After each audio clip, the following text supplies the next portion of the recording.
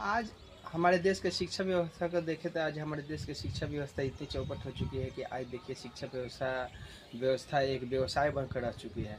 आज शिक्षा व्यवस्था हमारे देश की एक व्यवसाय बनकर रह चुकी है और उस व्यवसाय में बड़े बड़े लोग इसमें अपना हाथ गरम कर रहे हैं और छोटे छोटे लोग जो अपने बच्चों का सपना देखते हैं कि हम अपने बच्चों को पढ़ाएं लिखाएं और कुछ काबिल उस काबिल बनाए कि हमारा भी बच्चा कुछ देश में कुछ नाम कमा सके और मेरा नाम रोशन कर सके। लेकिन आज के ज़माना में ऐसा सोचना और ऐसा अपने अंदर ख्याल लाना छोटे लोगों के लिए सही नहीं हो पा रहा है, क्योंकि आज शिक्षा व्यवस्था में देखिए आज टाई बेल्ट स्कूल में जितना भी एक्टिविटी होता है पढ़ाई के नाम पर तो ना मात्रा का ही पढ़ाई होता है। लेकिन आज हमारे देखें तो स्कूल की व्यवस्था के अंदर स्कूल का जो व्यवस्था मैनेजमेंट है वो कमाने के ऊपर ज़्यादा ध्यान देता है।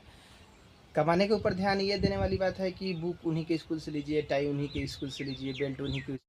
हमको अपने बच्चे को स्किल सिखाना चाहिए। स्किल सीखने से जैसे चाइना जापान के बच्चे स्किल सीखते हैं और सर्टिफिकेट के पढ़ाई आज देखिए जो सर्टिफिकेट के पढ़ाई कर लेता है।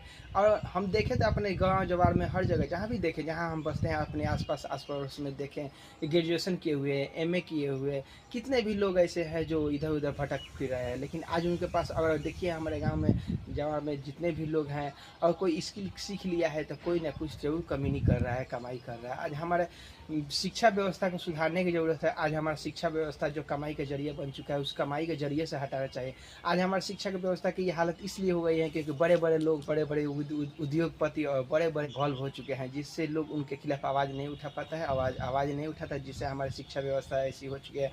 हमारी शिक्षा व्यवस्था को सही और दुरुस्त करने के लिए हमारी सरकार को भी ध्यान देने की ज़रूरत है, हमें भी ध्यान देने की ज़रूरत है, क्योंकि आने वाली नस्ल इसी पर निर्भर है।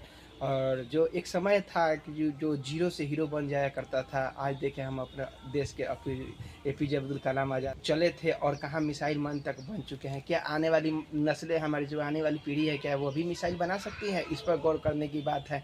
क्या हमारे आने वाली जो हमारी पीढ़ी है क्या वो मिसाइल बना सकती हैं? भाभा वैज्ञानिक थे बहुत बड़े, क्या उनके जैसा कोई बन सकता है? नहीं बन सकता है, क्योंकि हमारी शिक्षा व्यवस्था ही ऐसी हो चुकी है। उसको शिक्षा व्यवस्था को सुधारना पड़ेगा। अगर भाभा और आइंस्टाइन जैसे हमारे देश में भी कोई अच्छा वैज्ञानिक पैदा करना है और वैज्ञानिक को बनाना है और हमारे देश को परमाणु संपन्न, आज देखिए दुनिया फाइटर प्लेन का ज़माना ख़त्म हो गया। आज देखिए जो इतना जो लड़ाई हो रहा है वो फाइटर प्लेन का नहीं, आज ड्रोन के बुत्ते लड़ रही है। क्या हमारे देश में भी ड्रोन बन रहा है? नहीं बन रहा है। हमारे देश में भी फाइटर प्लेन बन रहा है? नहीं बन रहा है। बन रहा है तो बहुत कम मात्रा में बन रहा है।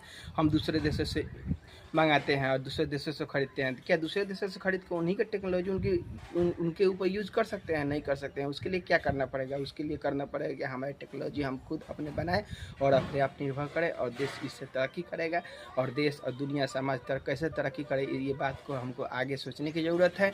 और हम आप सब मिलकर सोचेंगे और देश दुनिया तरक्की को ले जाएंगे। इस देश को, दुनिया को, अपने गाँव जवार इलाके को तरक्की करने का रास्ते पर ले जाएंगे।